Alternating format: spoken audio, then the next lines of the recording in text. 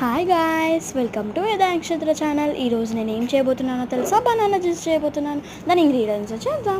Banana, honey and sugar కూడా వేసుకోవాలి మనం. నెక్స్ట్ మిక్సీ జార్లో బనానాస్ వేసుకోవాలి.